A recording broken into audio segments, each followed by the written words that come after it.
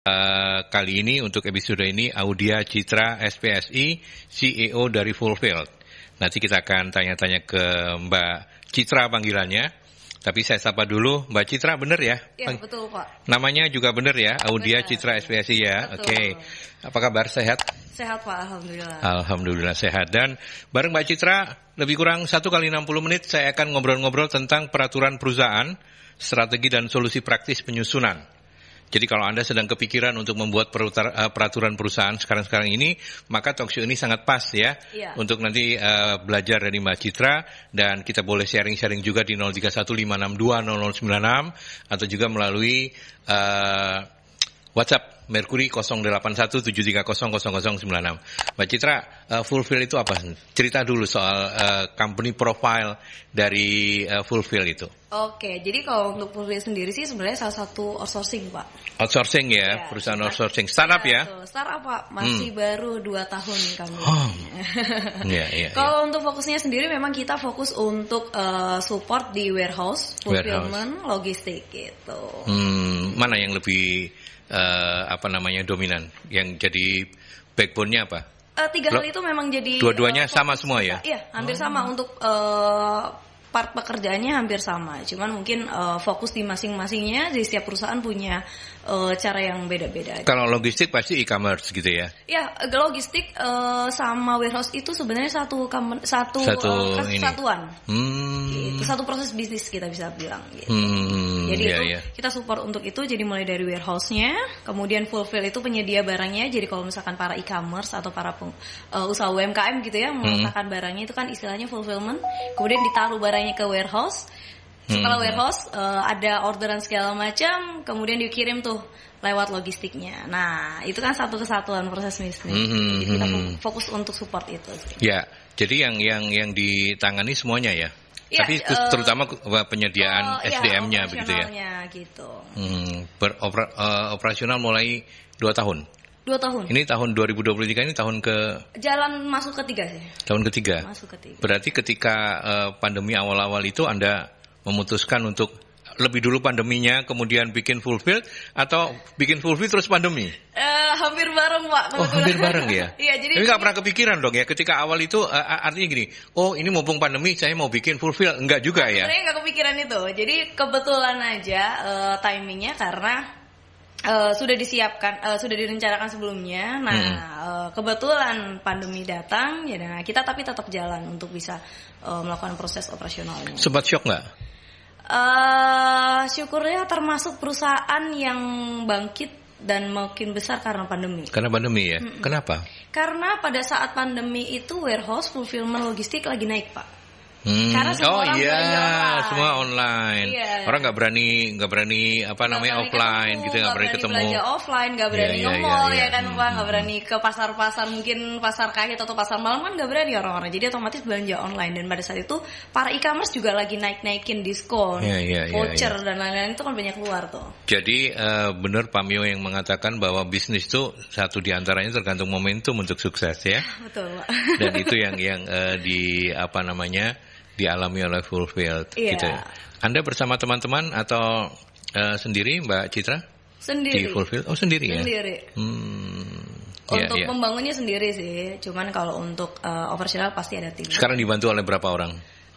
Sekarang untuk tim inti saya sendiri ada 10 sih Pak. Nggak terlalu butuh banyak orang ya? Iya, kalau 10 untuk, itu sudah oke ya? Kalau untuk outsourcing mungkin fokusnya aja ketika nanti di masing-masing wilayah atau kotanya kita pasti punya tim leader sendiri. Nanti kita baru bedain lagi gitu. Tapi kalau untuk support administrasi, operasional atau support untuk kebutuhan-kebutuhan saya biasanya cuma di 10 orang. Sampai mana cakupan dari Fulfill sendiri? Jawa Timur?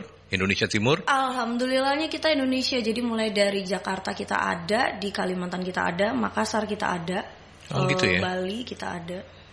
Modelnya perwakilan-perwakilan. Iya, jatuhnya kita perwakilan. 10 itu tidak include yang perwakilan dong. Tim kita enggak. 10 itu yang backbone, yang tim inti yang di kantor pusat lah. Betul. Ya, di back office-nya. Betul. Punya kantor offline juga? Offline ada sih di Kombespol kita Pak. Jadi ngantor di Kombespol ya? Ya. Tapi kalau misalnya ada sahabat-sahabat Mercury yang pengen kenal lebih dekat untuk kepoin Fulfill di mana?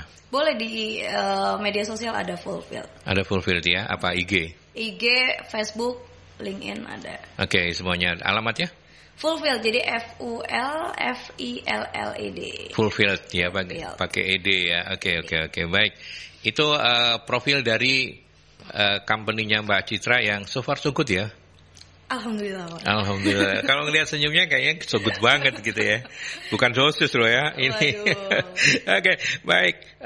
Hari ini kita ngobrol-ngobrol. Silakan juga kalau misalnya tidak terlepas dari perusahaannya Mbak Citra, kalau Anda butuh perusahaan outsourcing yang menangani warehouse, kemudian fulfill dan logistik, silakan menghubungi dan menanyakan. Tapi hari ini kita juga punya tema yang sudah dipilihkan oleh teman-teman MSI, yaitu menyusun peraturan perusahaan. Nah, pertanyaan mendasarnya sendiri kan kita mesti tahu sebelum kita menyusun peraturan perusahaan.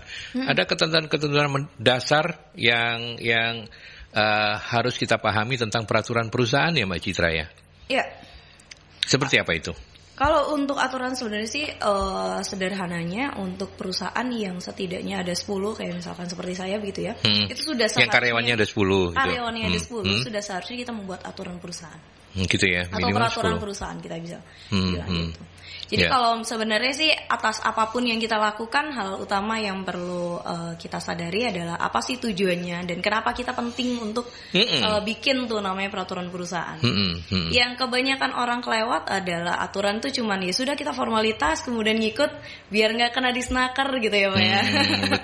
Betul. Alasan sederhana yang mau dilakukan gitu, tapi sebenarnya banyak banget yang bisa kita gali dari aturan perusahaan gitu, karena memang yang namanya aturan itu kita bisa bilang itu kita untuk bisa harmoniskan sebuah kegiatan. Kita tahu bagaimana perusahaan setiap porsinya, setiap divisinya atau bahkan setiap karyawannya itu bisa bergerak atau berjalan sesuai dengan apa yang jadi tujuan perusahaan.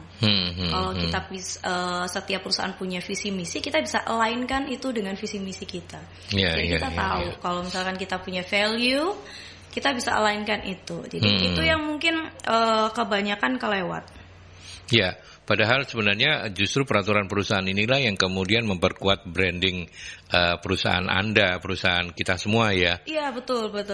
Karena kan di situ tadi seperti disampaikan oleh Mbak Citra, di situ juga muncul ejawantah dari apa sih visi, apa sih misi dari fulfill, semuanya tertuang dalam peraturan perusahaan yang kemudian lebih mudah untuk mengkomunikasikan kepada seluruh karyawan ya. Iya, betul. Dan itu juga salah satu cara untuk kita bisa mencegah konflik sih Pak, dan masalah ke depannya. Karena ketika kita sudah punya peraturan perusahaan, kita jadi tahu nih ketika ada masalah bagaimana kita menyelesaikannya. Atau bagaimana kita bertindak, bagaimana kita sebagai pimpinan pun atau sebagai HR gitu ya di teman-teman bisa tahu bagaimana mengatasi masalahnya. Gitu. Peraturan perusahaan sebenarnya kuncinya seperti itu. Jadi kita bisa tahu bagaimana yang pertama tata kelola dari perusahaannya, kita mau arahkan ini seperti apa, mulai dari visi misi jika ada, dan seharusnya sudah ada gitu betul.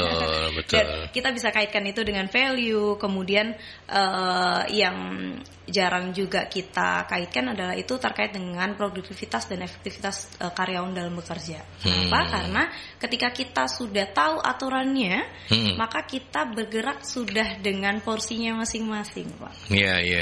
Betul ya. Itu betul. Itu yang mungkin terlewat bahwa peraturan hanya dibuat sebagai peraturan saja, kemudian formalitas yang di awal saya bilang gitu ya. Untuk formalitas biar nggak kena sidak disnaker gitu.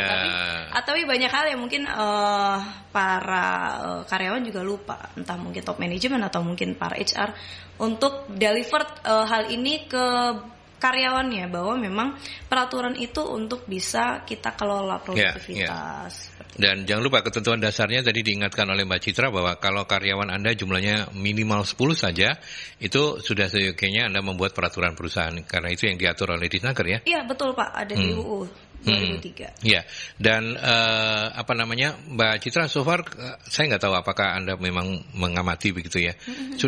Masih cukup banyakkah perusahaan-perusahaan yang sepanjang Anda tahu begitu dan belum ada peraturan perusahaannya? Oke, kalau misalkan kita bicara aturan perusahaan dari mayoritas sih mungkin banyak berdasarkan beberapa. Atau sudah ada tapi formalitas. Yes. Oh, itu yang lebih tepat ya. Yang cukup mirisnya karena memang sudah ada, sehingga itu cuma jadi formalitas aja Pak.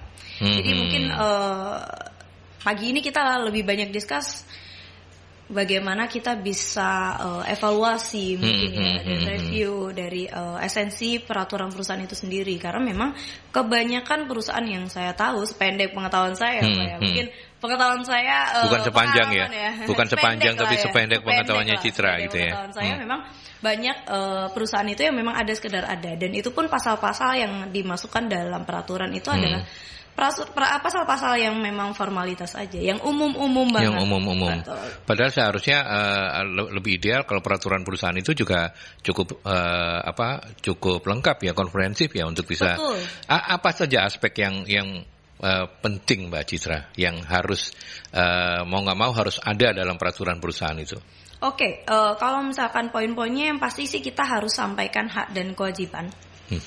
Kalau kita bicara hak dan kewajiban itu kita bicara aturan-aturan yang ada, mungkin bisa sampai kita kaitkan dengan pelanggaran. Simpelnya mungkin yang paling banyak jadi bicara bagaimana hak istirahat, cuti, sakit begitu ya. Kita ada rule-nya, tapi banyak perusahaan yang hal itu jadi tidak perlu untuk disampaikan karena jadi tanda kutip bagaimana mereka menyelingkuhi hukum begitu ya Pak ya. Bahasanya keren, menyelingkuhi hukum. Ya.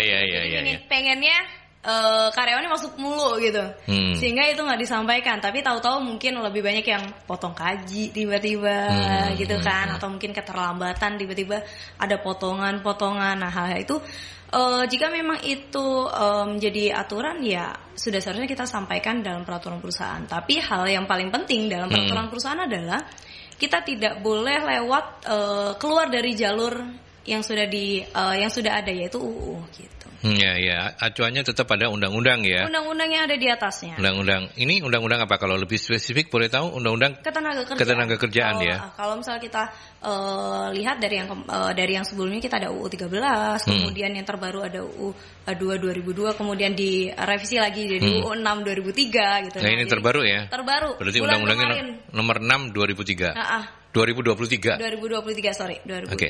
Ada perubahan signifikan dari undang-undang sebelumnya yang kemudian ada menjadi nggak ada atau nggak ada menjadi ada? Iya, kalau misalkan signifikan sih mungkin lebih ke melengkapi ya kalau hukum itu ya Pak ya, ada beberapa yang dihapus kemudian ditambahkan gitu. Cuman untuk detailnya karena memang baru akhir bulan banget Pak, jadi kita semua para HR lebih tepatnya masih itu sedang masih mengkaji semuanya. Memelototin gitu ya. Betul, lagi ngaji lagi ini apa sih yang pasal-pasalnya, karena kan kalau untuk aturan yang di-share oleh pemerintah itu kan tidak state clear, oh ini dihapus oleh ini ya gitu kan. Ini dengan ini gitu. Jadi kita tetap acuannya UU 13 tapi beberapa masih ada di UU 2022, kemudian diperbarui lagi di 6 2023. Jadi 2023. Semuanya masih kesenambungan, belum lagi terkait dengan perpu-perpunya gitu. Jadi kalau misalkan termasuk mungkin masukan juga untuk Bapak Ibu yang mungkin sedang pembuatan di PP gitu ya. Bahwa jika memang dirasa perusahaannya atau dirinya masih belum cukup kompeten kita bilang untuk pembuatan, nggak apa-apa kalau misalkan kita perlu untuk pihak lain gitu. Pihak lain ini apa? Konsultan kah, atau mungkin badan hukum yang lain, karena memang kalau kita bicara hukum itu keterkaitan dengan banyak halnya banyak. Belum lagi kita bicara masing-masing proses bisnisnya. Kayak misalkan perusahaan bergerak di bidang logistik akan beda dengan ekspor impor. Betul. Nah itu hukum-hukumnya kan pasti beda-beda lagi nih Pak. Setiap perusahaan wajib mencantumkan juga dalam peraturan perusahaannya tentang proses bisnisnya ketika dia terkait dengan masing-masing lini bisnisnya. Kalau misal logistik pasti ada peraturan logistik di dalamnya juga. Ekspor impor pasti ada juga. Jadi di dalam situ juga tetap harus kita kaitkan. Oke. Nah ketika bicara soal peraturan perusahaan, HR nggak bisa sendirian ya, harus melibatkan pihak legal ya. Nggak bisa sendirian Pak. Jadi kalau dalam salah satu cara pembuatan peraturan perusahaan adalah setiap divisi harus memberikan masing-masing perwakilannya untuk kemudian kita harus duduk bersama secara masing-masing divisi kebutuhan dari aturannya apa. Itu terkait dengan apa? Terkait dengan bagaimana SOP-nya, standar operasionalnya, bagaimana prosedur di setiap pekerjaannya, alurnya. Apakah memang ada aturan yang harus kita landasi di sana? Ya, itu kalau misalnya katakanlah sebagai sebuah contoh begitu ya, di perusahaan itu nggak ada divisi atau bidang legalnya yang ngurusin hukum-hukumnya gitu, nggak masalah ya. Anak-anak teman-teman dari HR asal bisa kemudian mengartikan bahasa yang ada di undang-undang, so far so good ya, it's okay ya. Nggak ada masalah sih. Kalau misalkan untuk dari secara aturan sih tidak ada tertera bahwa yang membuat harus ada dana hukum begitu ya. Bahasanya seperti itu. Bahasanya harus baca hukum enggak juga ya. Tidak seperti itu. Tapi yang paling penting adalah sebelum pembuatan peraturan perusahaan itu telah disepakati oleh pemimpin perusahaan dan juga perwakilan dari karyawan. Perwakilan dari karyawan. Sehingga gitu. Perwakilan karyawan itu juga dirasa perlu. Cuman yang selalu jadi permasalahan adalah karyawan itu mungkin terlalu berlebihan dalam memberikan masukan gitu ya. Namanya juga karyawan pengennya kita telat kalau bisa jadi potong. Kita kalau bisa kerja masuk terus dibayar, kalau nggak masuk tetap dibayar gitu. Banyak banget karyawan seperti itu. Nah, betul. yang harus jadi poin di sini adalah karyawan itu boleh memberikan saran. Jadi bukan mengambil keputusan bahwa peraturan perusahaannya harus begini, enggak. Karyawan itu posisinya sebagai pemberi saran, Pak. Ya, oke. Kita berhenti di sini dulu karena setelah ini kajiannya menjadi lebih menarik ya, karena perselisihan dalam hubungan industrial itu seringkali muncul ketika peraturan perusahaannya nggak jelas atau peraturan perusahaannya seperti apa gitu. Kita break dulu ke iklan, nanti kita lanjutkan kembali. Ketinggalan talkshow-nya Mercury? Simak lagi di YouTube channel Radio Mercury 96.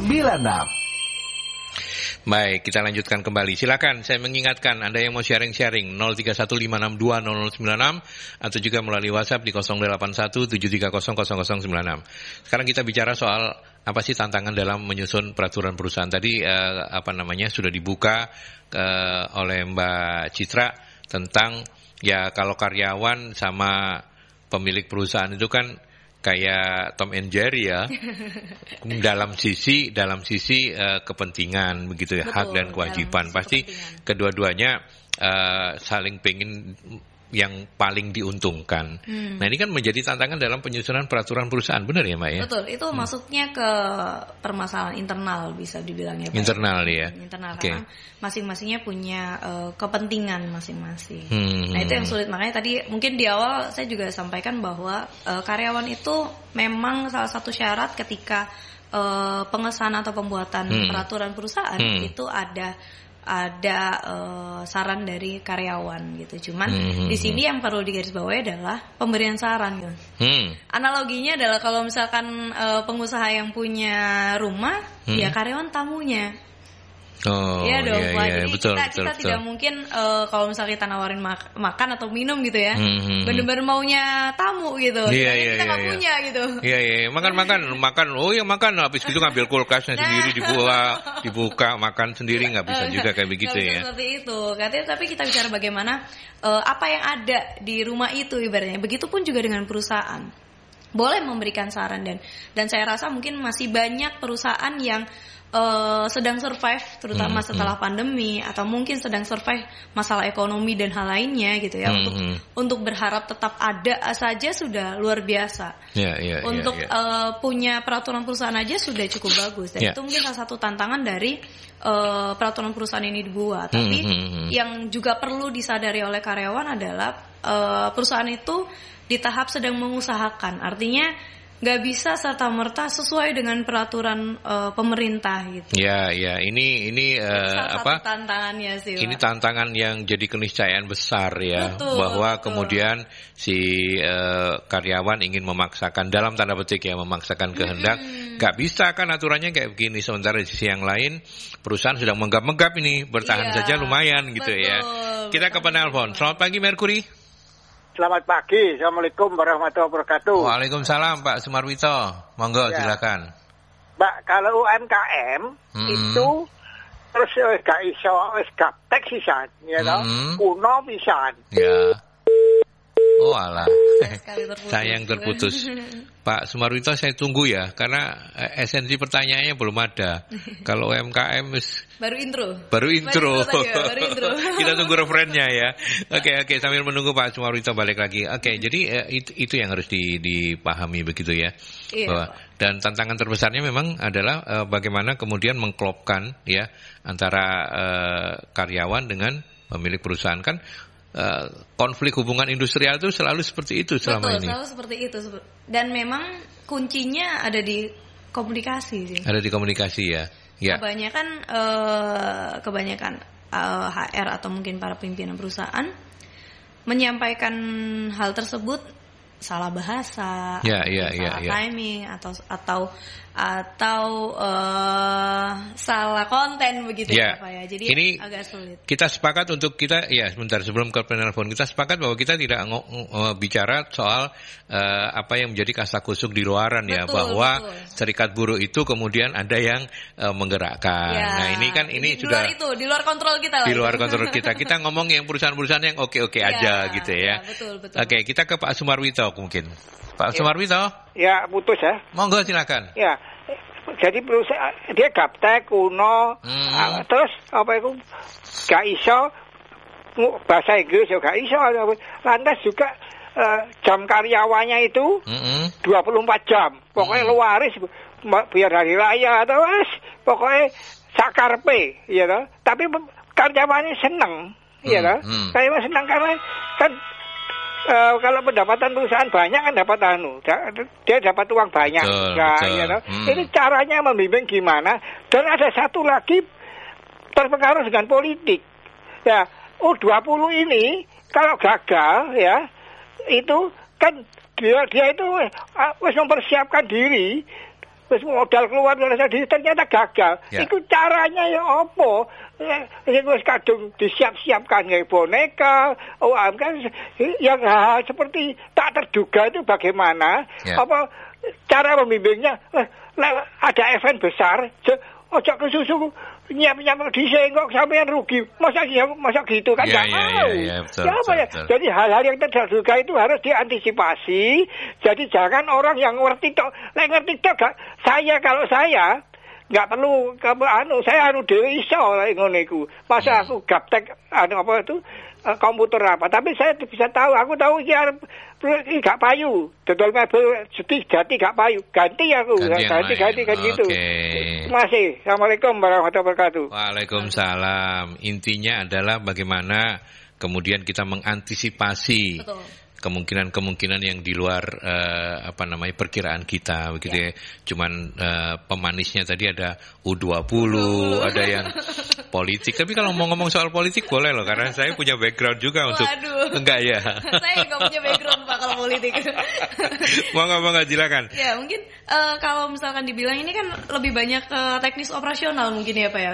Jadi mungkin tadi saya simpulkan perusahaannya bergerak di bidang merchandise, terus kemudian U20-nya nggak jadi, tapi ini barang udah jadi bagaimana gitu. Mungkin kalau hal seperti itu kan kita bicara di operasionalnya. Jadi bagaimana para pimpinan operasional bisa mengarahkan. Jadi mungkin tadi udah benar yang disampaikan bahwa diganti. Kalau misalkan dipasarkan untuk U20 nggak bisa, ya kita coba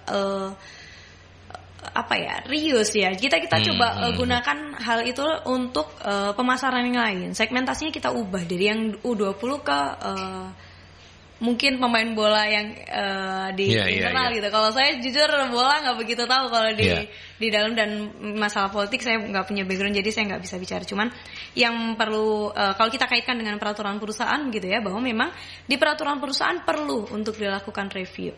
Dan reviewnya secara internal. Hal itu untuk bisa melakukan penyegaran hukum bahasanya. Jadi kita perlu tahu aturan yang terkini. Idealnya berapa, setahun sekali? Kalau atau peraturan perusahaan ditetapkan untuk 2 tahun. Jadi begitu dilakukan. Itu aturannya memang 2 tahun ya? Betul, 2 tahun. Jadi diberlakukan untuk 2 tahun. Jadi setelah 2 tahun memang harus ditinjau apakah kemudian disahkan dengan sama plek gitu nggak apa-apa. Betul. Atau mungkin ada perkembangan.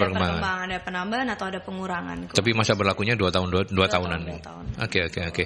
Nah, tadi Pak Sumarwito juga menyampaikan, kan kebetulan karena backgroundnya psikologi ya. Kalau misalnya menghadapi situasi yang tidak terduga, itu kan bisa bikin yang dicontohkan tadi sih enak aja. semuanya gaptek, tetapi kemudian bisnisnya moncer gitu ya, karyawan seneng, pemilik perusahaan apalagi gitu ya.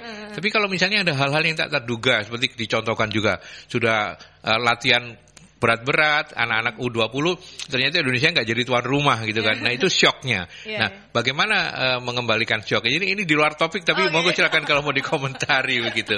Ya kalau untuk di luar syok sih sepertinya memang akan banyak hal di kehidupan apapun ya Pak ya. Saya rasa memang akan selalu ada hal yang tidak kita duga. Tapi kembali lagi, kalau dari saya pribadi sih memetakan hal itu jadi dua hal. Apa yang bisa kita kontrol dan tidak bisa kita kontrol. Nah gitu ya. Kalau di luar yang U20 tiba-tiba batal tuan rumah di Indonesia, itu nggak bisa kita kontrol. Kita nggak bisa kontrol. Kita mau teriak-teriak seperti apa, atau mungkin sampai rame itu saya baca beritanya, para netizen di Indonesia itu report terus komen head komen gitu ya ke akunnya FIFA. Lalu apa? Dampaknya langsung mungkin nggak bisa secepat itu. Emang notif kita atau tweet kita bisa secepat itu? Oke, nggak apa-apa deh, balik lagi ke Indonesia gitu. Harga diri FIFA juga cukup tinggi saya Pak ya. Tapi kembali lagi, kalau memang itu tidak bisa kita kontrol, maka apa yang bisa kita kontrol? Yaitu bagaimana kita tetap bisa menguatkan diri kita. Kan hidup nggak berhenti ketika Indonesia batal jadi tuan rumah. Oke, kalau misalkan U20 tidak jadi ya oke, kita latihan apa untuk mengejar hal yang lain gitu. Oke, ini campur-campur tausiah singkat ini ya, karena Ramadan ya. Oh iya, Ramadan. Ya, tapi intinya itu, secara psikologis itu. Artinya kita harus siap dari awal untuk menerima sesuatu yang di luar kontrol kita, dan juga sesuatu yang masih bisa kita kontrol. Ada istilah yang menarik adalah namanya bouncing back, Pak. Jadi kalau bola itu kan ketika dipantul dia loncatnya lebih tinggi atau pantulnya lebih tinggi. Nah itu namanya bouncing back. Jadi ketika hal yang nggak bisa kita kontrol tuh membuat kita jadi down gitu ya. Tapi kan kita harus segera pantulkan, itu jauh lebih baik. Nah gitu. Tapi kalau mau misalnya tausiahnya ya, ayo kita percaya saja, nggak akan pernah ada rencana Tuhan yang buruk ya. Nah betul. Jadi kalau Tuhan kasih sekarang untuk anak-anak U20 ya, kita lihat saja nanti apa yang kemudian Tuhan siapkan sebagai ganjaran untuk mereka. Udah latihan berat-berat, persiapkan bertahun-tahun gitu ya. Oke, nah sekarang kita sebelum saya ke Pak Daniel, terima kasih yang sudah join, tapi saya ingin kita bicara secara lebih spesifik, secara praktis bagaimana menyusun peraturan perusahaan. Setelah tadi kita mengkaji, harus ada ini, peraturan perusahaan itu harus ini. Kemudian langkah-langkahnya seperti apa secara praktisnya? Oke, kalau langkah-langkahnya sih yang pertama pasti siapkan tim terlebih dahulu ya Pak ya. Tim untuk pembuatan peraturan perusahaan. Tim itu terdiri dari yang tadi saya sampaikan di awal, bahwa masing-masing departemen setidaknya harus mewakili. Karena alur proses kerjanya yang lebih mengerti adalah masing-masing departemennya. Mungkin dari kepala departemen gitu ya, atau mungkin leader. Kalau misalkan perusahaannya nggak terlalu besar gitu. Jadi setelah sudah dibuat timnya, maka masing-masingnya kita diskus bareng list apa aja yang mau kita buatkan dalam aturan. Kemudian setelah itu sudah ada, kan masuk dalam draftnya. Nah kita akan review. Reviewnya gunanya untuk apa? Review untuk mengaitkan dengan aturan hukum yang ada. Apakah sudah sesuai atau belum? Apakah sudah jalan atau belum? Kalaupun memang tidak jalan, kita harus tahu risiko hukumnya. Sehingga kita bisa memilah nih, risiko mana yang mau kita ambil gitu. Setelah itu, makanya tadi saya bilang kalau memang masing-masing perusahaan belum cukup kemampuannya untuk bisa membuat itu sampai align dengan aturan hukum yang ada, nggak apa-apa untuk buat konsultasi atau mungkin menggunakan jasa yang lain. Karena memang based on experience itu dari saya memang banyak yang nggak bisa tahu. Saya maunya cuman kayak gini, yang penting gimana peraturan perusahaannya mereka nggak ngerti. Bahkan perusahaannya sudah cukup lama. Jadi klien-klien saya pun juga ada beberapa perusahaan yang cukup lama, tapi mereka nggak tahu cara buat peraturan perusahaan. Oh ada ya memang. Ada yang seperti itu. Bahkan atau mungkin ada tapi comot dari internet Pak. Nah itu yang intinya apa? Isinya cuma umum aja. Iya, gitu. Padahal tadi sudah disampaikan dari awal oleh Mbak Citra bahwa harus sesuai dengan bisnisnya ya. Sesuai dengan bisnisnya. Karena aturannya nanti akan terkait. Iya, kalau comot sana comot sini ya bisa jadi melenceng jauh ya. Betul. Akhirnya esensi dari peraturan perusahaan kurang berdampak gitu. Nah, ketika kita sudah melakukan review, maka kita pastinya memanggil perwakilan karyawan untuk kita edukasi atas apa yang sudah jadi draftnya gitu. Nah, ketika itu sudah dilakukan, maka ada penandatanganan secara dokumentasi gitu ya, ada penandatangan, ada draft segala macam, baru kita ajukan untuk pengesahan. Tapi setelah pengesahan pun tadi kita bilang bahwa yang banyak kita perlukan adalah bagaimana kita bisa melakukan evaluasi untuk melihat, tadi mungkin pertanyaannya bagaimana kalau kita menghadapi tiba-tiba perubahan. Nah, itu juga perlu, peraturan perusahaan juga perlu. Pasti ada hal di luar yang kita terlewat atau mungkin tidak bisa kita kontrol. Jadi perlu ada evaluasi. Nah, evaluasi itu sendiri bisa kita lakukan untuk semua karyawan. Teknisnya banyak banget yang kita sekarang era digital ini, mau pakai form digital, mau mungkin bentuknya pengaduan, dan juga yang paling penting adalah kita bisa melakukan evaluasi tentang kepatuhan peraturannya. Itu paling penting sih. Betul, dan ini memang mudah kalau jumlah karyawannya masih puluhan, tapi bayangkan kalau karyawannya udah ratusan apalagi ribuan, ya memang bukan pekerjaan mudah ya. Betul. Pak Daniel, terima kasih, selamat pagi sudah bergabung ini melalui WhatsApp. Bagaimana dengan aturan perusahaan yang ada by kebutuhan owner, misal dengan alasan belum selesai penghitungan stok, beberapa karyawan jadi belum gajian. Bagaimana dengan aturan yang seperti ini katanya? Silakan monggo dikomentari. Oke, kalau untuk aturan seperti itu kan kembalinya ke berarti ada peraturan yang dilanggar begitu ya Pak ya. Nah, kalau misalkan ada perusahaan yang melanggar peraturan perusahaan yang sudah dibuat, maka secara hukum kita harus melihat ke hukum yang ada di atasnya. Kalau hukum itu kan kita ngelihat hierarkinya ya Pak ya. Di bawah kemudian lihat ke atasnya, nanti ada lagi, lihat lagi yang lebih atas gitu secara hukum. Jadi kalau misalnya kita bilang peraturan perusahaan itu tidak sesuai, maka kita lihat apakah menyalahi aturan dengan UU atau Perpu terkait gitu. Kalau kita bicara keterlambatan gaji berarti ya. Keterlambatan gaji itu mungkin pastinya memang menyalahi aturan gitu ya. Karena cuman yang paling penting adalah satu sisi, kalau dari sisi karyawan ya kita lihat dulu apakah reasonnya masih bisa kita terima. Dan kalau dari sisi HR ataupun para owner gitu ya, bagaimana deliver informasi ini ke karyawan sih Pak. Itu perlu. Pada akhirnya karyawan itu pengen tahu terlambat itu kenapa nih, sehingga kita bisa istilahnya bisa protes atau bisa menerima. Kan ada dua hal itu yang muncul. Tapi kita kembali lagi lihatnya ke aturan di atasnya. Oke. Pak Daniel, saya percaya betul bahwa kalau memang ini terjadi ya, aturan perusahaannya nggak ada yang kemudian menunda-nunda gaji karena ini ya. Tapi itu kan kasuistik begitu. Berarti sarannya ya Mbak Citra, ini dibicarakan secara kekeluargaan ya, internal dulu. Kalau ataupun enggak ya, kalau THR nggak dikasih itu, teman-teman dari Disperinaker Kota Surabaya juga buka posko pengaduan ada di Mall Pelayanan Publik Siola dan juga kantornya di mana tadi lupa saya, pokoknya ada ke Siola aja. Tapi ini kan bukan soal THR ya. Oke, baik Pak Daniel, terima kasih banyak ya. Nanti kalau misalnya ada yang belum terjawab, silakan untuk WhatsApp lagi atau nelpon di 0315620096. Tapi kita break dulu ya, Mbak Citra. Kita ke iklan dulu. Dengarkan lebih jernih streaming Radio Mercury hanya di aplikasi On Ear. 96 FM Mercury Surabaya. Informatif, inspiratif. Oke, kita masih bersama Mbak Citra ya, dan kita masih mewacanakan bagaimana menyusun peraturan perusahaan itu secara praktis, kemudian juga strategi-strategi apa yang tidak bisa dilewatkan ya. Sekarang kita ke Pak Ismet. Ada yang bilang karyawan adalah partner, tapi implementasinya ada perusahaan yang hanya memikirkan profit oriented.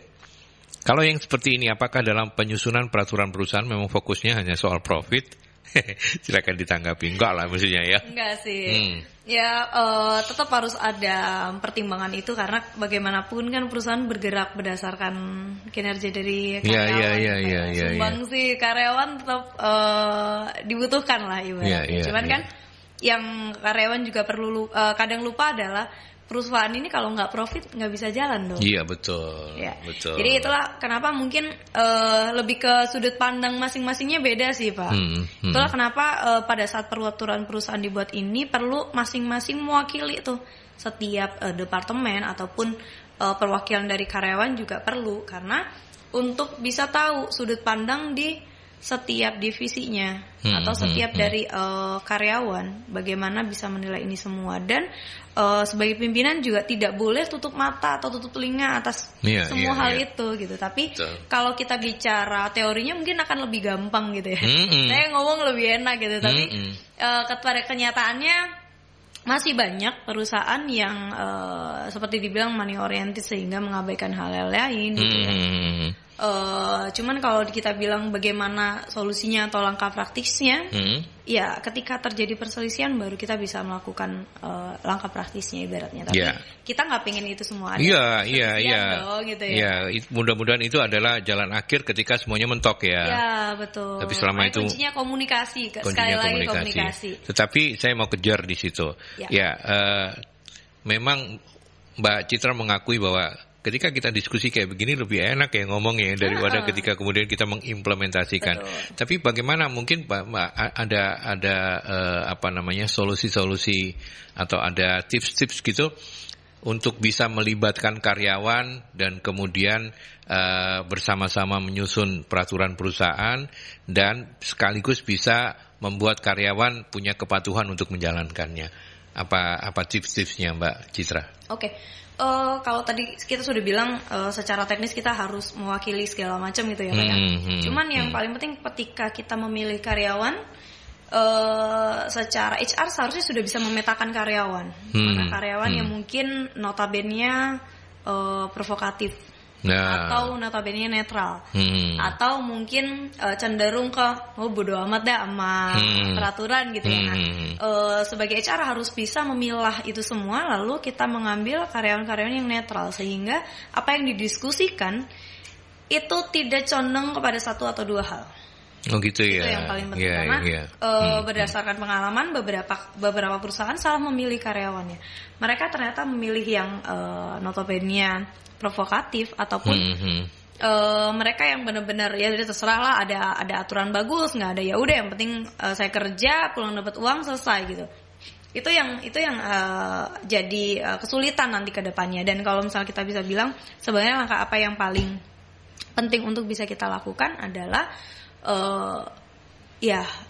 para pimpinan ini untuk bisa tahu goalsnya atau peraturan perusahaan ini mau dibawa kemana. Jadi itu kembali lagi align dengan tujuannya. Kalau kita bilang peraturan sekedar peraturan, ya saya rasa aturan-aturan umum di Google masih bisa masuk akal tuh untuk bisa kita taati. Tapi kalau kita tahu bahwa peraturan perusahaan itu bukan hanya sekedar itu, tapi kita bisa tahu bagaimana efektivitas produksinya, karyawan nanti efisien kerjanya seperti apa, bahkan sampai align dengan visi misi gitu ya. Saya rasa akan lebih kaya gitu ya, apa isi-isi yang ada di peraturan perusahaan, dan saya rasa itu yang paling penting. Jadi pimpinan perusahaan harus tahu ini kita mau arahin perusahaan ke arah mana, tujuannya mau bagaimana, sehingga kita bisa breakdown itu semua ke peraturan perusahaan lebih enak. Ya, yang kita baru diskusikan ini sekaligus juga bisa saya sebut menjawab Pak Johan ya, karena Pak Johan menanyakan bagaimana kalau dalam tim pembuatan aturan perusahaan itu hanya mengutamakan kepentingan pribadi dan kelompoknya saja, sedangkan owner tidak jeli melihat ini. Nah tadi itu seyogyanya HR juga bisa memilih dan memilah ya. Mereka-mereka yang dilibatkan untuk menyusun ini adalah mereka yang kategorinya netral. Betul. Supaya apa yang disusun lebih objektif gitu ya.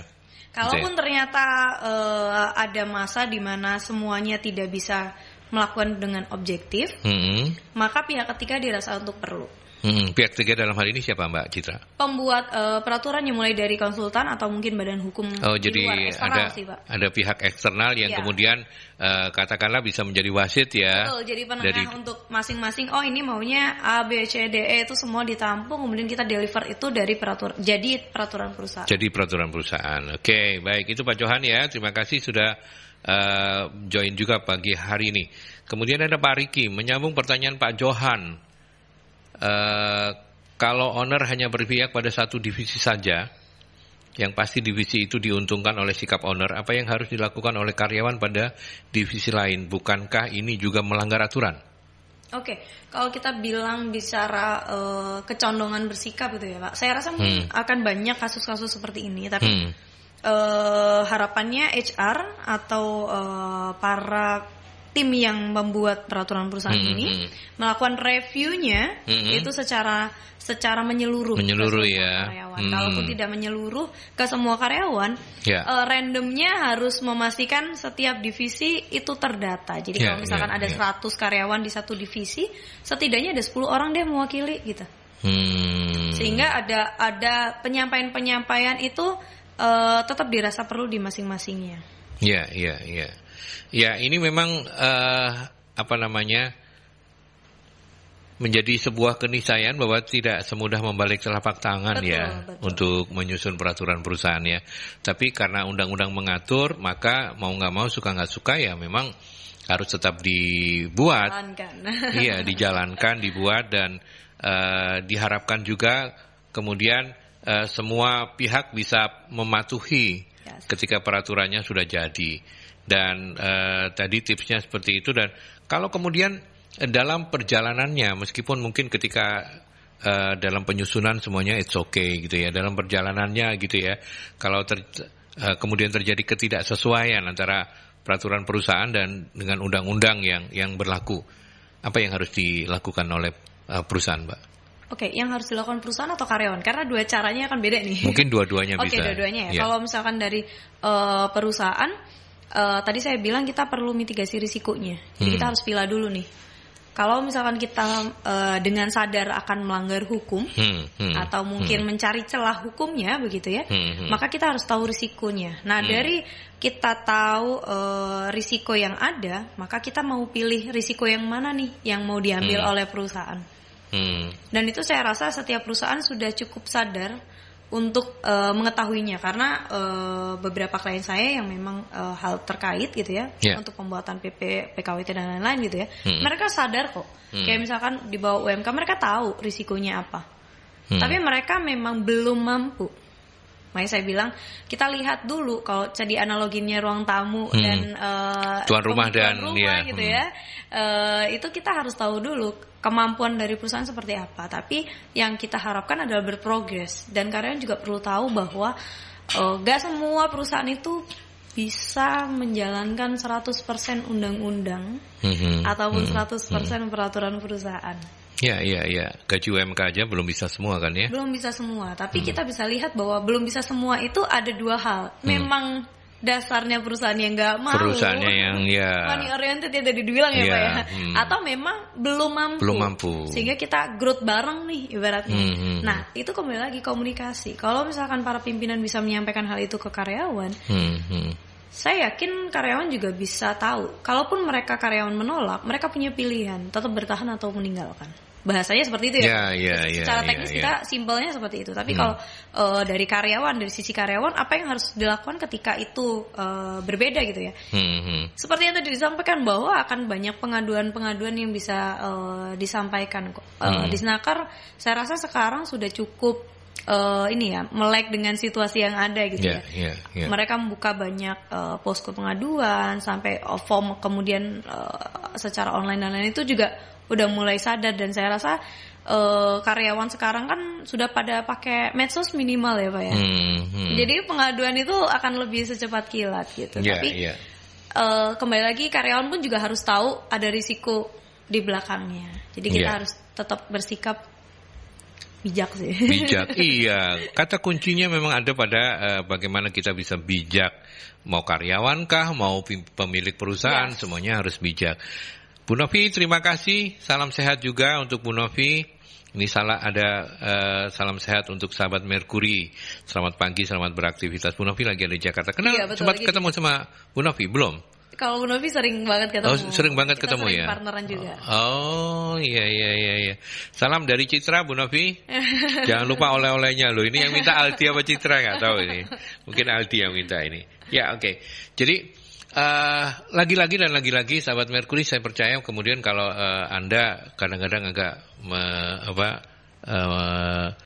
melihat diskusi ini, bener tak Masa iya semudah itu? Nah, kita percaya bahwa memang banyak hal yang, apalagi ketika kemudian kalau kita mengikuti perkembangan yang ada itu kan, politisasi dari teman-teman buruh itu membuat kondisi menjadi ini ya, Undang-Undang Cipta Kerja misalnya, itu kan sangat bisa dimaknai sebagai wah ini nggak pro buruh banget ini, ya kan? Ini pro pengusaha, ini pemerintah gimana? Apa komentarnya? Saya bukan mau membahas soal politiknya, tapi komentarnya Mbak Citra sendiri terhadap Undang-Undang Cipta Kerja seperti apa coba? Oke, mungkin pada saat di awal kan banyak banget ya Pak yang memang merasa bahwa ini menyudutkan karyawan sih, tapi bahkan ada saya yakin ada pendemo yang mungkin nggak tahu isi dari pasalnya gitu. Mereka cuma ikut-ikutan demo gitu ya. Karena hal yang terbaru yang pembeda dengan UU 13 aja kita bicara kompensasi. Itu diberikan. Jadi kontrak habis pun tetap akan ada kompensasi, dan saya rasa apakah itu memihak perusahaan? Enggak, perusahaan pusing loh ngurusin kompensasi itu. Karyawan resign aja pakai kompensasi itu pusing loh menurut saya. Ada biaya yang harus dikeluarkan. Jadi sekarang salah satu faktor yang harus dipertimbangkan selain cost untuk profitnya, kita harus bicara dengan cost hubungan industri, karena itu juga terkait di situ. Jadi mungkin ya kembali lagi sih, sebelum kita menilai gitu ya, ada baiknya kita cari tahu lebih dalam dulu apakah memang benar-benar memihak atau tidak gitu. Karena salah satu contohnya sih itu kompensasi ya. Itu memihaknya ke karyawan sih kalau saya. Iya, betul. Jadi memang ya itulah ya, apalagi di tahun politik seperti sekarang ini ya, sangat dua mata pisau sih ya Kak. Dua mata pisau, betul. Dan kita coba untuk geser sedikit itu, kita ngomong di role yang sebaiknya, yang seidealnya saja. Karyawan butuh pekerjaan, pimpinan perusahaan butuh orang untuk bisa menjalankan bisnisnya, bagi profitnya sebagai gaji, sebagai keuntungan untuk laba untuk perusahaannya, begitu ya. Jadi ketika kita bicara soal itu, maka penyusunan peraturan perusahaan itu sebagai sebuah strategi sudah kita diskusikan secara detail. Kalau sekarang soal evaluasinya. Kan tadi Mbak Citra juga menyampaikan bahwa secara regulasi peraturan perusahaan itu masa berlakunya 2 tahun yang harus diperbarui. Entah itu yang lama dianggap masih relevan, kemudian tinggal disahkan dengan berlaku sampai dengan gitu ya, dibuat itu, ataupun mungkin ada perubahan, pengurangan dan ini. Evaluasi yang menyeluruhnya seperti apa Mbak terkait dengan peraturan perusahaan ini? Oke, evaluasi yang paling penting adalah melihat kepatuhan karyawan terhadap aturan sih Pak. Jadi kita perlu lihat, jadi kalau misalnya kita bisa bedah gitu ya masing-masing pasalnya, contoh aja misal hari istirahat gitu, cuti, sakit, dan hal lainnya gitu ya, itu kita lihat apakah memang karyawan sudah cukup patuh dengan hal ini. Lihatnya apa? Dari historikal yang ada. Kalau misalkan di perusahaannya sudah ada performance appraisal atau melihat review karyawan, kita bisa dari dasar itu. Tapi kalau misalkan tidak ada, kita tinggal lihat aja. Oh, dilanggarnya berapa kali nih? Oh, karyawan banyak tidak masuk berapa kali, karena apa? Sehingga kita bisa bedah lagi tuh. Oh, reasonnya ini masih bisa kita terima atau tidak. Dan misalkan ternyata cuti menemani lahiran untuk para bapak gitu ya, ternyata banyak nih karyawan yang tidak masuk karena hal itu. Akhirnya ke depannya apakah perusahaan perlu memberikan cuti untuk para bapak nih menemani istrinya. Nah, hal itu kan juga akhirnya jadi review ya Pak ya. Ini salah satu contoh sih. Kalau kita bisa bilang kan peraturan perusahaan banyak banget nih pasalnya, kemudian kita lihat aturan, sudut pandang dan lain-lain. Tapi salah satu contohnya seperti itu. Jika memang dirasa perlu, next kita tambahin. Kalau memang perusahaan berkenan dengan hal itu. Ya, artinya secara ideal daripada kemudian enggak aturannya tidak dibuat tapi dilanggar-langgar, mending dituangkan dalam bentuk peraturan perusahaan. Betul. Sehingga pelanggaran ataupun tidak dilanggar atau dilanggarnya itu jelas begitu ya. Iya, betul. Tapi ingat tetap untuk peraturan perusahaan harus align dengan peraturan terkait. Jadi mulai dari UU, Perpu, atau mungkin masing-masing bidang usaha seperti yang tadi saya sampaikan, aturan hukumnya harus align juga dengan harus align. Dan untuk teman-teman, untuk sahabat-sahabat Mercury, Pak Riki dan juga mungkin Pak Johan serta sahabat-sahabat yang lain, tenang saja kalau kemudian dalam perjalanannya aturan perusahaan ini kayaknya kok lebih membelani marketing ya daripada pihak produksi ya atau yang lain-lain ya. Nah itu kita punya waktu 2 tahunan untuk mengevaluasi kembali begitu ya. Secara ideal evaluasi itu juga bersama-sama atau seperti apa Mbak? Enggak sih, seiring berjalan waktu. Maksudnya dengan melibatkan karyawan juga kah? Iya, bisa dilibatkan dengan karyawan. Bisa, ya. Secara teknis nggak ada aturannya sih Pak. Itu bagaimana kita bisa punya keinginan untuk bisa review itu masing-masing aja. Jadi kayak misalkan kita udah buatkan katakanlah hari ini nih gitu ya. Yeah. Nah 3 bulan lagi, 6 bulan lagi kita mau mulai review, nggak ada masalah. Apalagi untuk aturan-aturan yang mungkin muncul. Jadi kalau misalnya aturan kita tidak harus menunggu sampai 2 tahun ya? Nggak harus berlaku, nggak harus menunggu 2 tahun kalau kita bicara review ya. Jadi kalau misalkan ini bulan kemarin, akhir bulan lalu kan kita ada UU baru nih gitu ya, yang disahkan. Nah otomatis kan ada perubahan lagi nih. Nah kita harus evaluasi lagi. Tapi review ya, kalau peraturan perusahaannya tidak boleh dirubah sampai 2 tahun ya? Bisa kalau memang bisa juga ya? Bisa, boleh Pak. Maksimalnya ya? Di 2 tahun. Tapi kalau misalkan kita lihat dulu sebelum, mungkin bahasanya dia tidak perlu terburu-buru kali. Gitu karena kita bicara aturan hukum itu kan terkait banyak pihak. Betul. Banyak sisi juga yang harus diperhatikan begitu ya. Gitu sih. Ya, oke. Kita tutup dengan closing statement dari Mbak Citra. Dari apa yang kita diskusikan banyak ya, tapi ketika kita bicara soal ketika kita menginginkan strategi dan solusi praktis dalam penyusunan peraturan perusahaan dalam satu kalimat, apa yang menjadi closing statement yang harus benar-benar diperhatikan? Oke. Untuk pembuatan peraturan perusahaan yang perlu diperhatikan pastinya kita harus sesuai dengan undang-undang terkait. Tapi kunci paling penting adalah bagaimana kita bisa deliverkan informasi itu, baik itu antar perusahaan, pengusaha atau para karyawan. Karena itu yang kunci yang paling penting meskipun dalam hal sosialisasi. Gitu ya. Yang paling penting adalah bagaimana kita bisa komunikasikan. Ya, kata kuncinya ada pada komunikasi. Ya, karena manusia itu ada makhluk sosial yang memang mesti berkomunikasi begitu ya. Segala persoalan bisa diselesaikan kalau komunikasinya dilakukan dengan baik. Ya kan, kira-kiranya kayak begitu. Tapi terima kasih, kita terbatas oleh waktu. Sekali lagi narasumber saya pagi hari ini adalah Mbak Audia Citra SPSI, CEO dari Fulfilled. Terima kasih banyak Mbak Citra. Kasih, Pak Aldi. Sukses untuk Fulfilled ya. Amin. Mudah-mudahan nanti kita punya waktu untuk bisa ngobrol-ngobrol lagi. Amin. Sehat selalu juga buat Pak Aldi sama Bapak Ibu semuanya. Baik, terima kasih dan terima kasih. Sampai di sini Solusi SDM bersama Magnet Solusi Integra MSC Consulting dan juga narasumber tamu. Kita ketemu lagi dalam dialog Solusi SDM selanjutnya dengan topik dengan tamu yang berbeda. Sampai jumpa.